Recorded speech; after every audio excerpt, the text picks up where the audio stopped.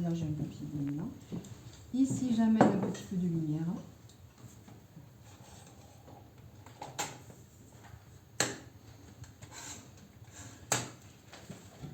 Un petit peu ici. Quelques petits graphismes ici. Vous voyez, j'y vais vraiment de façon instinctive. Ensuite, à peine un petit peu en haut aussi. Là. Donc, j'ai fait une petite bêtise. Je vais l'enlever. Parce que là, on est plus dans l'ombre. Ouais. Et des fois, bon, on peut avoir, selon la position dans laquelle on se trouve, on peut voir quand même la partie supérieure. Donc, c'est pas grave. On va le briser. Non, tu l'arrêtes, tu la continues pas sur le bleu. Là. Non, tu l'arrêtes. J'ai envie de laisser en lumière. Logiquement, oui. Très, très, très bonne. Mais j'ai envie de le laisser en lumière. Après, on est dans quelque chose d'assez contemporain, donc on peut lâcher prise par rapport à tout ce qui est académique. Donc, au contraire, c'est bien de s'en dépêtrer de temps en temps. Donc là, hop, je vais renforcer quelques petits graphismes ici en bordure. Je peux cerner quelques zones. Je vérifie, vraiment, je regarde un petit peu mon travail. Alors, il y a des endroits où je vais pas travailler des graphismes parce que justement, il y a des choses légères qui sont floues, qui sont intéressantes. Là, par contre, j'ai envie de détourer cette zone-là. Donc, c'est vrai que le fin, il faut vraiment qu'il soit fin pour que ça soit assez subtil. Donc, alors, qu'est-ce que je détourne en fait? C'est les couleurs qui sont plus ou moins différentes les unes aux autres. Ça va mettre en valeur. Tu vois, là, j'ai un dégradé de jaune avec presque une teinte chair et là, des tons un peu plus rouges. Mais justement, je découpe les différences de couleurs en fait. Je les détourne. Ça va très... Voilà. Ça va très, alors, là aussi, j'en ai un.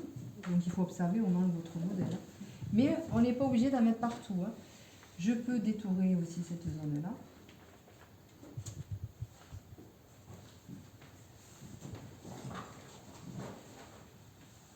Venir aussi à partir de là. Il faut que ce soit léger en fait. Très léger, c'est pour ça qu'on va utiliser du blanc. Après, non, sur ce modèle-là, voilà. Alors, bien sûr, moi, pour le clown triste, j'ai voulu travailler la force de la tristesse. Donc, dans mes lavis, j'ai utilisé des tons très foncés. Pardon, je vous montre. Et j'ai détouré en noir. J'ai juste mis quelques zones de lumière au niveau des yeux, l'éclat dans le regard aussi. Et du coup, pour créer un peu cette lueur, cette larme qui va apparaître. Et là, par contre, pour celui-ci, j'ai travaillé les deux. J'ai renforcé les contrastes noirs, mais j'ai travaillé les blancs et vous voyez les ondes de lumière, voilà, j'ai détouré au Posca. Donc là, c'est intéressant aussi d'harmoniser les deux. Mais après, c'est à vous de sentir aussi, de développer votre créativité et de poser ces graphismes là où vous le sentez. Par exemple, moi, je vais en mettre ici. Donc, c'est important d'observer son œuvre. Hein. Hop, j'en ai d'autres là. Hop. On n'est pas obligé de la mettre partout. Là, je vais détourer. Plus je me rapproche en fait du cœur, le cœur qui est l'œil, mais là je peux mettre les graphismes. Après, vous pouvez aussi, petite chose intéressante, même si on n'utilise pas forcément le Posca, j'ai du turquoise. Vous pouvez en avoir plusieurs couleurs. Là, c'est pas du tout. Et là, je peux détourer en bordure, s'il veut bien marcher. Sur les zones qui sont déjà teintées